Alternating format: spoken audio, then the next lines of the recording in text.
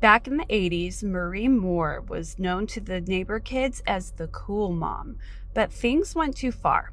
And on November 22nd, 1983, police discovered a dead body in her home.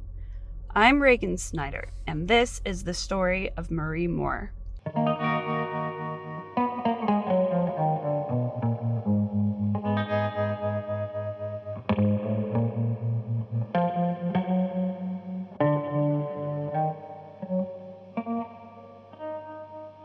Marie Moore had a rough upbringing. Her parents were verbally abusive, and it's not verified, but there was suspicion that her father had sexually abused her. When she was in her early 20s, Marie was raped, and this led to her becoming pregnant. And she decided that she wanted to keep this baby. So 9 months later, she gave birth to a baby girl, and she named her Tammy. Marie had settled into a home in Paterson, New Jersey, and Tammy was the apple of Marie's eye. She adored her. She doted on her. She gave her whatever she wanted. Whatever Tammy wanted, Marie made sure that Tammy got it. Their relationship wasn't as much of a mother-daughter one as it was more of a best friend type relationship.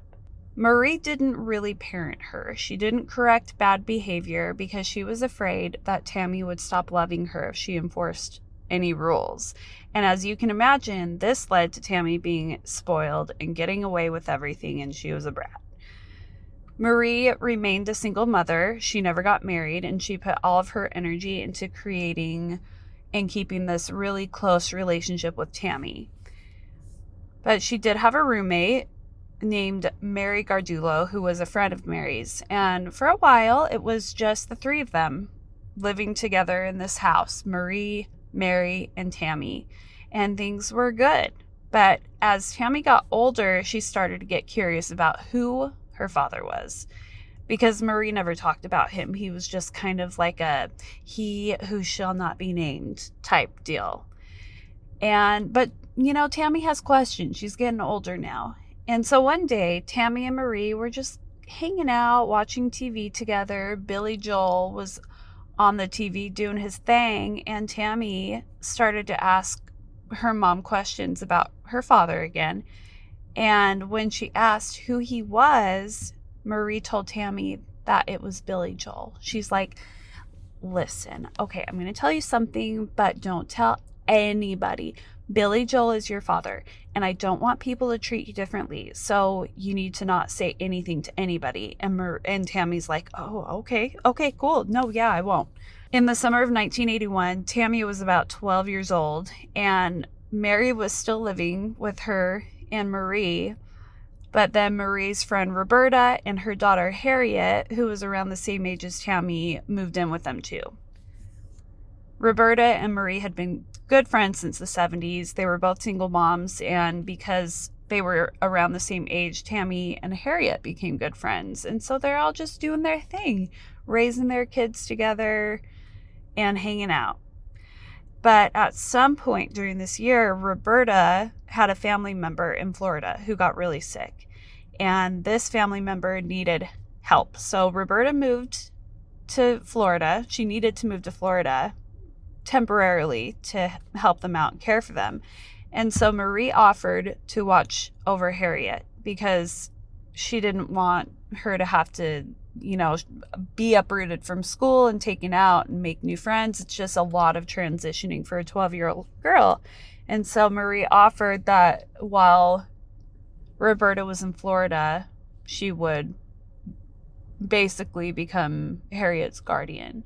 And so they agreed on this, and Tammy and Harriet had several friends in their neighborhood that were around their age.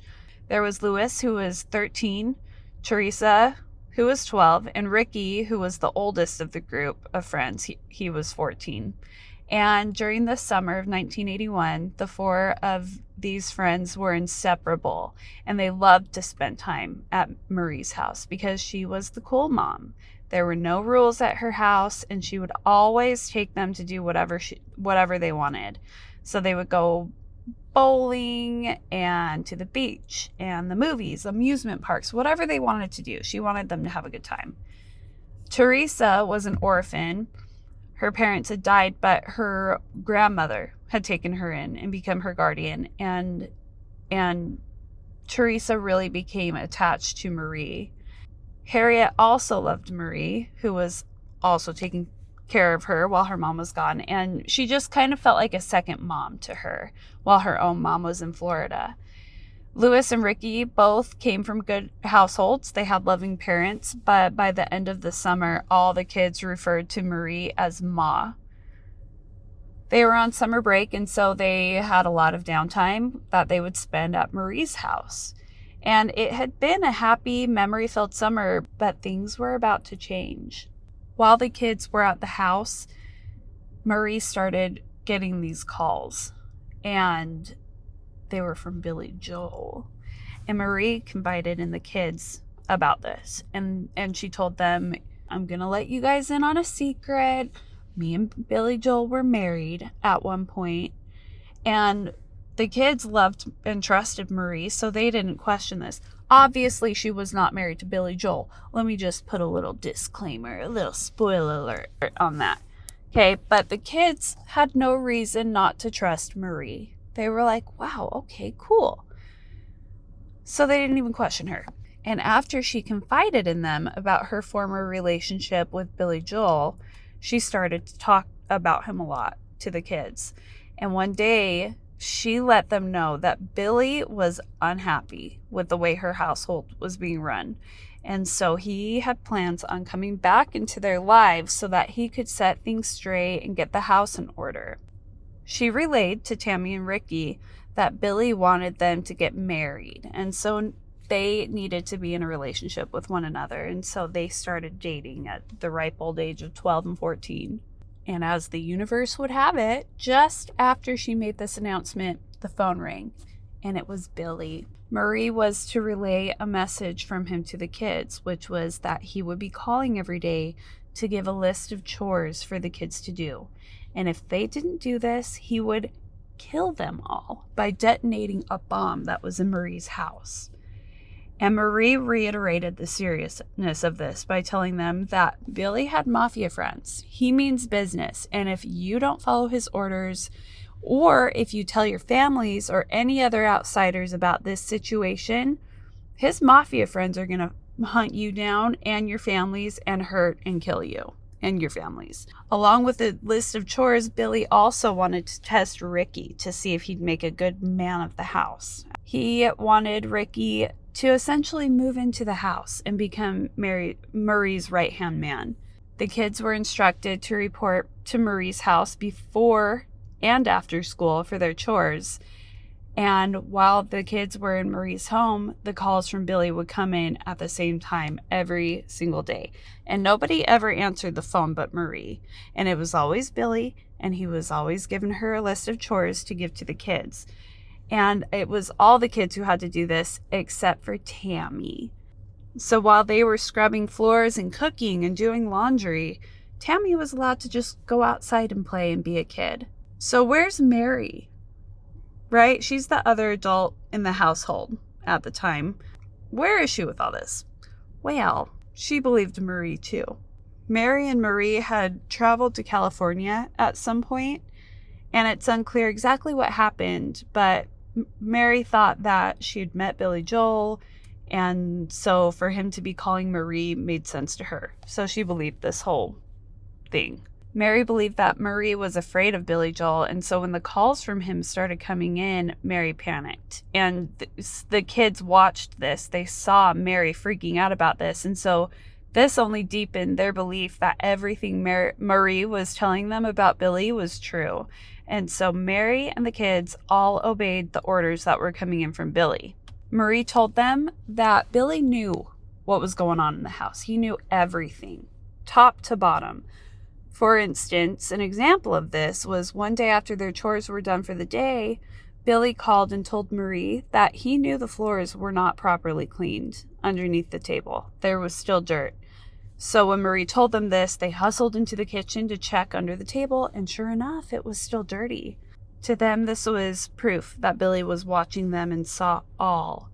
So they were adamant about completing their chores properly because they did not want Billy to send his mafia buddies to kill their families. Time went on, and Billy called to give Marie a set of rules that the kids and Mary should follow. And each day, the kids were to recite the rules back to Marie. And if they made a mistake, Marie would instruct Ricky to punch them. It was Ricky's responsibility as the man of the house to enforce the rules and the punishments.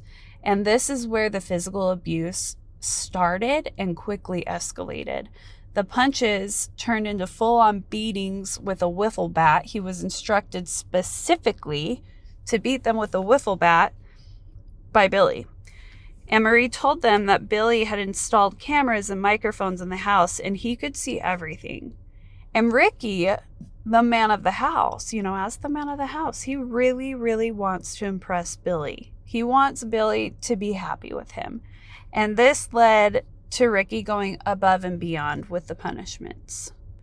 Marie told him that the wiffle ball bat was not doing enough damage during the beatings. He needed to start to use these heavy medical textbooks that were in the house. So he started beating them with these textbooks. He would do things like force them to eat dirty kitty litter. And for some reason, Harriet was receiving the harshest of the punishments, maybe because her mom wasn't there to oversee everything. But Ricky would beat her with more force than he did the others. And Louis was abused, but not as harshly because, remember, he has parents who care about him, and Marie was worried that they would take notice if he was coming home with too many injuries. What's even more insane is all of these kids went home every night. But because they were so brainwashed, they kept quiet about what was going on at Marie's house every day, and they kept showing up to do these chores and get their beatings. A few months later, in October, Marie came home to the kids. They were there, and she's freaking out. And they're like, "What's wrong? What's wrong? What's going on?" She told them that while she was on her way home, Billy's mafia homies got to her and injected her with something that would allow Billy to take over, like possess her, take over her mind and body. So she tells Mary and the kids to make her coffee. She's like, "Just keep it coming. I don't want to fall asleep because I'm afraid, because I don't want to be unconscious and then wake up as Billy. I don't want him to take over my body. I need to be awake and alert." And so they sit her down at the kitchen table. They're making her coffee. And while she was sitting there sipping on her caffeine, she suddenly stopped and lowered her head into her hands for a minute. And when she looked back up, she spoke to them in this masculine voice and said, "I'm not Marie, I'm Billy." And the kids were like, oh, snap. Oh my gosh, Billy actually took over Marie's body. After this, the phone calls from Billy conveniently stopped coming in because who needs a silly phone when you can take over a person's body instead to make your demands? Whenever she became Billy, she would do the same thing. She would lower her head into her hands, and then she would start talking in this masculine voice. She started to become, quote unquote, Billy on a daily basis and would give the same list of chores and demands as before to the kids and to Ricky to beat the kids. And at this point, Ricky and Tammy were still dating as much as a 12 and 14-year-old could date. And one day, Marie told Ricky while she was in her Billy trance that he needed to break up with Tammy. And so he did, and Tammy's like, okay. She didn't care. She wasn't too torn up about it. Then Marie started to encourage Ricky to skip school. So he starts ditching school, and his parents had no idea for a while. Marie just wanted Ricky for herself. She wanted him to be around more, and so one Friday afternoon, she called his mom to tell her that he got a job for the weekend working at the beach. He got like this little gig for the weekend, and he wouldn't be home until Sunday. And this, of course, was a lie. Marie just wanted Ricky to spend the weekend with her. Ricky never mentioned anything about this to his mom, and so you have to wonder what his mom's thinking, right? Like, why is Marie, one of the neighborhood moms, calling her to tell her that her minor son isn't going to be home because he got a job? It's just really weird. Well, Ricky's mama must have thought so too, because she was getting suspicious and she wanted information. So she called the school looking for Ricky, and they were like, he's not here. In fact, he hasn't been here in days. Marie had been posing as Ricky's mom to call him out of school, claiming that he had injured his back. So Ricky's gone for the weekend, right? Like, I don't know what his mom's doing during this time, but he was gone for the weekend. And when he did finally come home on Sunday, his mom grounded him for ditching school. He wasn't allowed to go anywhere. And come Monday, his mom or his dad would start driving him to and from school. The school week started up, and as promised, Ricky's parents drove him to school. And every single day, they noticed that Marie would follow them in her Ford Pinto. When the end of the week came, Saturday morning rolled around, and Marie parked on the corner of Ricky's street and just waited for him.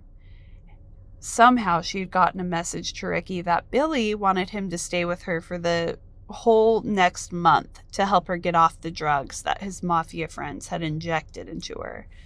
And he was down to do this. So by Saturday morning, he was ready to go. He packed up some of his things and he ran down the street and he hopped into her car and they took off together. Around this time, Billy instructed Ricky to hit Marie with a bat. And if it wasn't with a bat, it needed to be with his hands or one of those heavy textbooks. It was like she was getting some weird, sick pleasure out of it. And after a little while, he was told to hit her even harder. When Ricky moved in with Marie for that month, he would sleep on the couch. But one day, Marie approached him and told Ricky that Billy wanted him to sleep in her bed. And this was because she had a seizure disorder and she needed to be watched over. And so he did as he was told. And I'm sure you know where this is going. One night, while they're all settled in and ready to go to sleep, Marie made a move on him. And keep in mind, she's 35 years old and he's 14. It's disgusting. She told him that she was attracted to him and wanted to be in a sexual relationship with him. And Ricky's uncomfortable with this. He told her that he didn't want that. He viewed her as more of a motherly figure. And so Marie backed off, but she wasn't done with this. She was going to get what she wanted.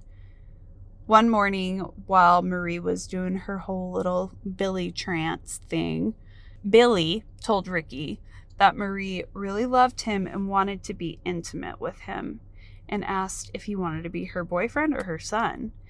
And Ricky's like, neither. He's like not into it. He viewed her as more of a mom figure, and Marie/Billy was like, okay, well, it's your choice, but if you hurt Marie's feelings, my mafia friends are gonna come find you and beat you up. And Ricky was scared about this, so that didn't really leave him a choice, did it? So he gave in to what Marie wanted, and they started this weird, gross sexual relationship. And this was the beginning of regular sexual abuse against Ricky, because let's call it what it is. It is sexual abuse of a minor. Ricky wanted to go home. He's over it at this point. He misses his family. This is not what he signed up for. And he wanted to leave, but he was afraid, and Billy refused to let him go. His mom tried to get him to come home, and I'm not sure exactly what happened here, because personally, I would walk through fire to get to my kids, but she couldn't get him home. So she reported what she knew about the situation to the police, and they opened up an investigation. The police went over to Marie's house on multiple occasions to look for Ricky, but he was never there. They could never find him. And this was because whenever they showed up, Marie had Ricky hide in a crawl space in the wall. 2 months into all of this madness, Marie called Lewis and Ricky into a meeting with Billy. And Lewis was told that he could go home because Billy didn't want him there anymore. In reality, it was because Marie was afraid that his parents would catch on. And so she just thought that it was safer to just let him go. And Lewis was relieved. During his time with Marie, he had fallen into this deep depression. He was considering suicide by this point because he figured that if he died, he would be out of this weird contract thing going on, and his family would be safe from Billy and the mafia. But when Marie found out about this and that he was considering taking his own life, she told him that even if he died, the mafia would still come after his family. And so he's basically trapped, this poor kid. So he was relieved and more than happy to leave and never come back. But before he was allowed to leave, Ricky was instructed to take him into a room and beat him as a reminder to stay silent and not tell a soul, especially his family, about what was going on. He went home with a bloody nose, and I'm not sure how he explained his injuries away, but he did keep his promise, and he didn't tell anybody about what had been going on at Marie's house. And then there were three. Ricky, Teresa, and Harriet were stuck in this hell. And Tammy's there too, but she's technically not involved because she's the princess of the castle and can do whatever she wants. She's like immune and free of all the abuse.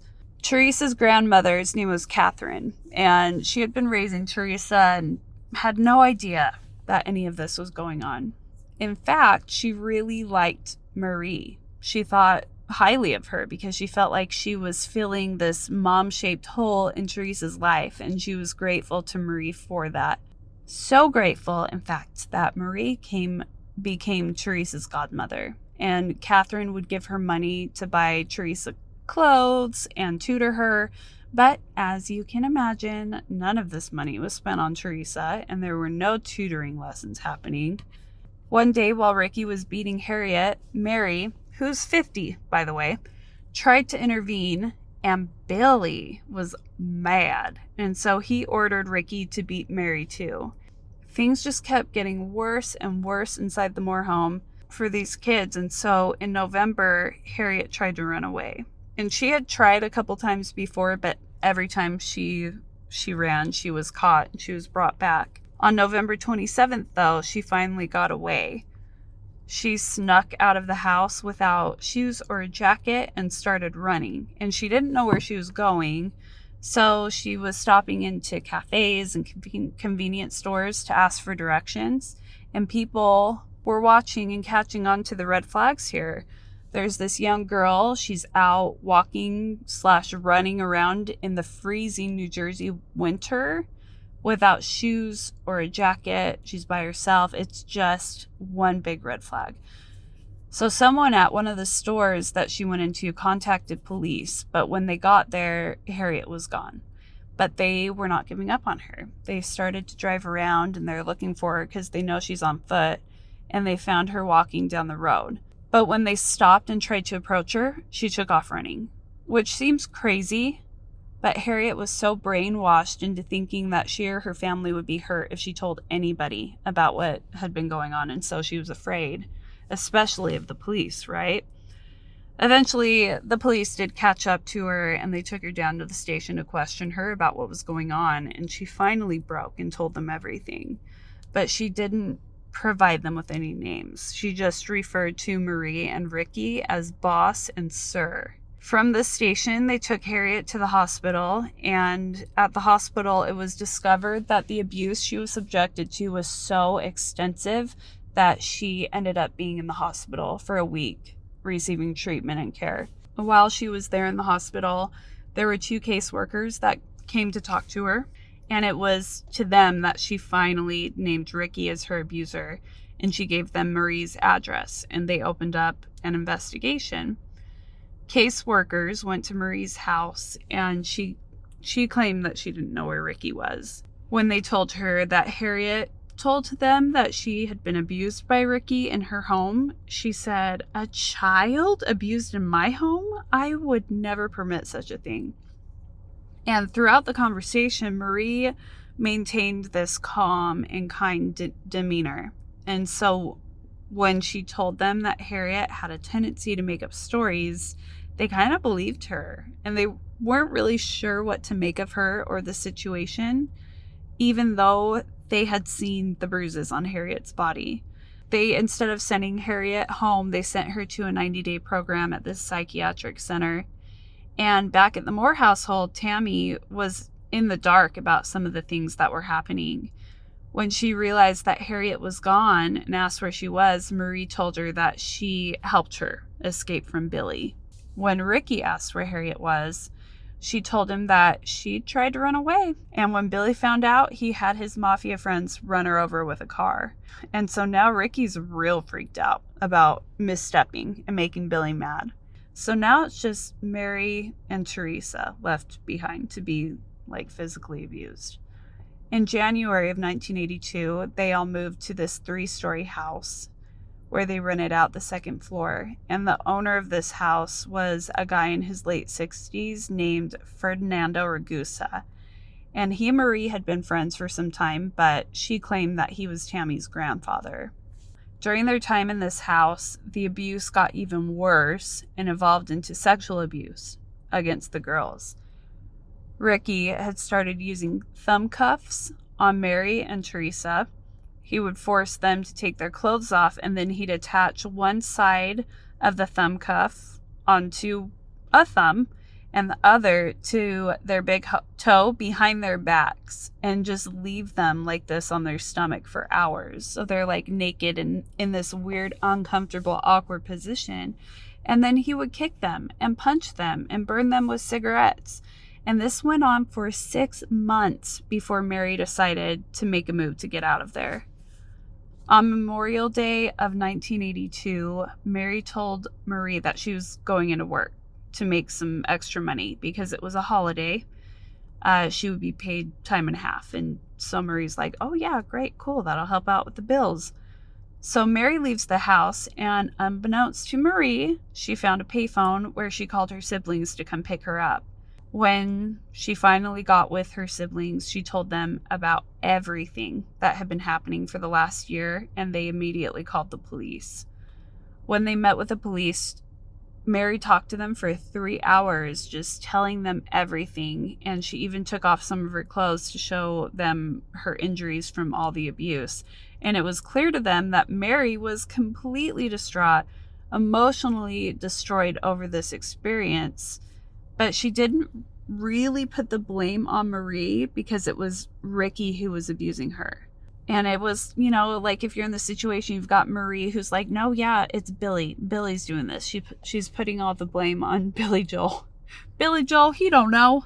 But she did tell them that Marie was present for the beatings and she would just never do anything to stop Ricky.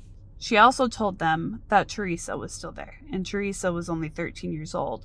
So they opened up an investigation for Teresa, and they went to her school to interview both her and Tammy so that they could talk freely without Marie around, kind of coaching them on what to say.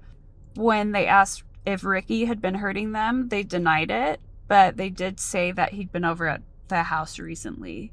So social workers show up to Marie's house to question her, and she tells them that Teresa was her godchild and she would never allow any harm to come to her. When they asked Marie about Ricky, she claimed that she hadn't seen him at all, and she had no idea where he could even be. And although her demeanor was confident and calm, they were not buying into her story. They knew that she was withholding information, but there was really nothing in that moment that they could do about it, and so they left. But they were not done. They showed back up to Marie's house when they knew that Teresa would be there, and once again, they questioned Marie about all the abuse allegations, but again, she denied it. So they had Teresa come over to them and asked her to remove some of her clothes so that they could examine her body for injuries. And oh my, were there injuries. They were shocked at the severity of the bruising and the cigarette burns on Teresa. But Marie still didn't own up. She just played dumb. Teresa was taken from there to a hospital, and the doctors concluded that she had been severely abused for over a long period of time. And police wanted to get more information. So they took Teresa and Harriet down to the station where they could properly question them and take down their statements about their experiences at Marie's house. And at first, Teresa refused to give them any information because, remember, she's been brainwashed into thinking that if she told anybody about what had been going on, she and her loved ones would be killed. But police reassured her that that wouldn't happen and that they were only interested at this point in having Ricky arrested. So both Teresa and Harriet told them about all the abuse that they had endured from Ricky at Marie's house, but they placed the blame on Billy Joel. At this point, Teresa loved Marie. As far as she knew, Marie had nothing to do with any of the harm that had come her way. It was all Billy Joel telling Ricky to do these things to them. She thought that Marie was scared of Billy too. With Mary, Harriet, and Teresa's statements, now the police had Marie come to the station for more questioning, and she admitted that there was abuse happening, but she had claimed that she didn't have anything to do with it. She put all the blame on Ricky. She told them that he would show up on the weekends and he would beat the girls and make sexual advances toward her, which she rejected. And when they asked her where Ricky was, she's like, I don't know where Ricky is. So they just asked her to please let them know if she heard from Ricky, and she left. Teresa's grandmother, Catherine, had no idea what was going on in Marie's home, or that Teresa was even the victim of abuse at all. And for some reason, Teresa continued going to Marie's house to visit, probably because she was scared of Billy Joel. Authorities called Catherine's house looking for Teresa, and she was so confused about this. So she unknowingly does the worst thing she can do and calls Marie to tell her that there were social workers looking for Teresa. And you can imagine how well this went over for Teresa. After she hung up with Catherine, Marie told Teresa that she was not allowed to go home at all anymore. She was going to live with Marie permanently, and she wasn't allowed to go to school anymore or even contact her grandma. Teresa's the only victim of abuse left at this point in the Moore household, and so the focus was all on her. She was getting beaten daily by Ricky, as well as being put in the thumb cuffs. And not only was she having to endure this, she was also being deprived of food and water, which caused her to become weak and emaciated. Every night she was handcuffed to the bathtub and forced to sleep on the cold, hard floor. Marie wouldn't allow her to use the toilet. At first, she was forced to use a bucket, but after that was taken away from her, and they would put diapers on her.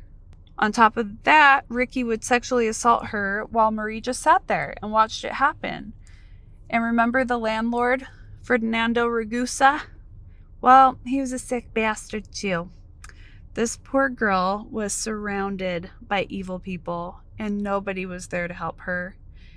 In exchange for money, Marie and Ricky would take Teresa to Ferdinando and force her to perform sexual acts on him.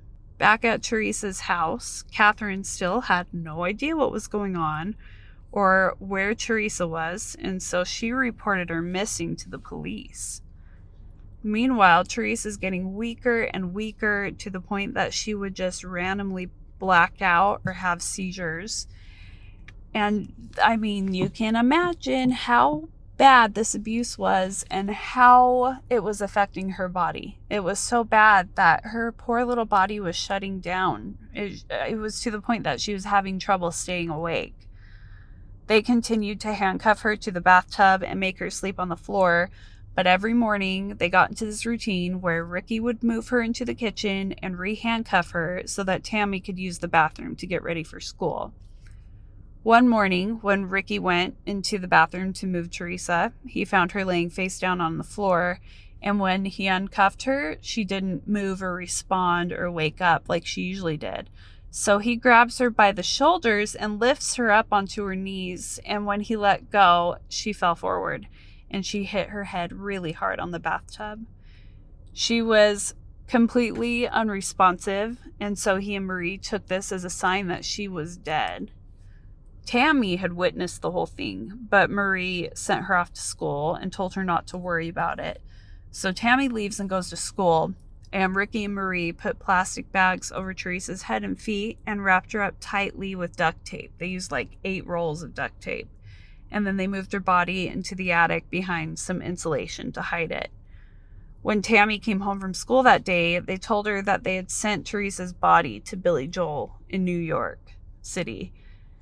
Shortly after this, they moved, but before they left the house, they thought it best to move Teresa's body from the attic. So they wrapped her up in a blanket and moved her into a third-floor bedroom and put her behind the walls in there. Once they were in their new house, Marie told Ricky that he needed to get a job to help out with the bills. What a mooch. So he did. With Marie's help, he got a job as a maintenance worker. And 6 weeks after he started working there, Ricky's brother Philip came into his workplace, not knowing that Ricky worked there. He didn't know where Ricky was. None of his family did. And so when he saw him, he was shocked. He had to ask another employee, like, hey, is that Ricky? And they're like, yeah. So he made sure to stay out of Ricky's line of sight so that he wouldn't know that he'd been there and seen him. And so he goes directly home and tells their mom that he had found Ricky. At this point, with all the statements made against him, there was a warrant out for his arrest, but they didn't call the police right away. Instead, they showed up to his workplace, Philip and their mom.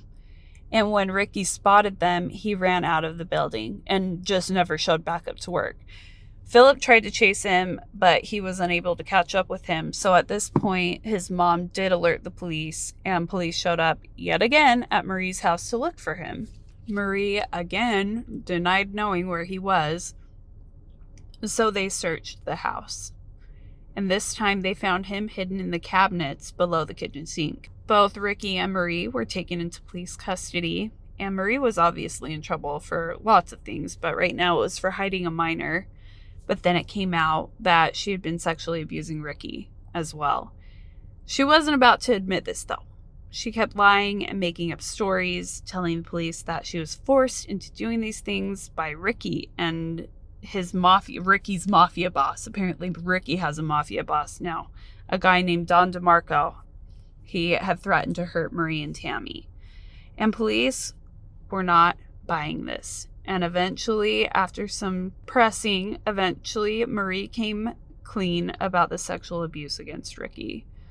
She was charged with sexual assault on a minor, endangering child welfare, giving a false statement, and interfering with Ricky's custody.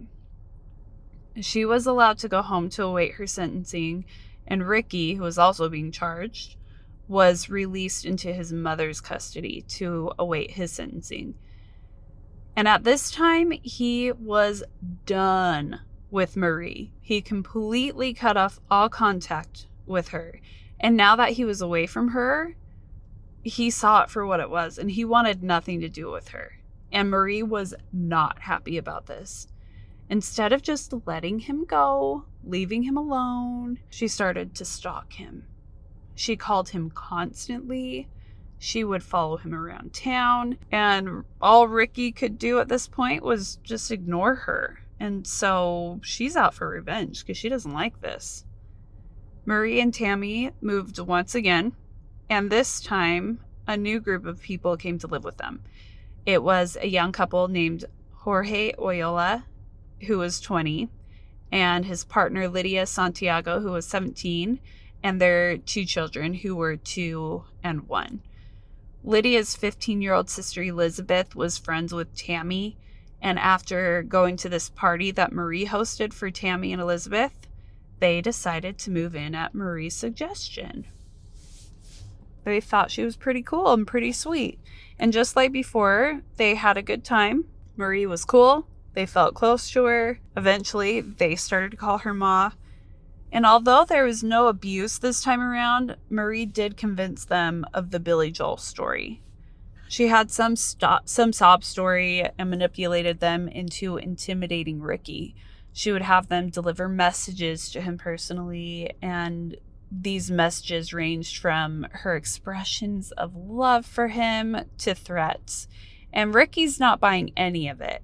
He still didn't want to see her talk to her.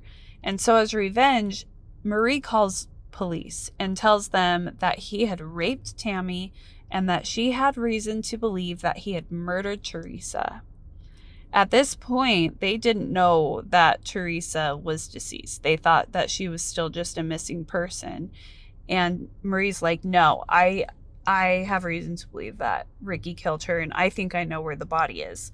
So on December 22nd, 1983, which was almost a year after Teresa's death, her body was discovered by police. During the autopsy, it was discovered that her cause of death was the blow to her head from the bathtub, but that she had not died immediately.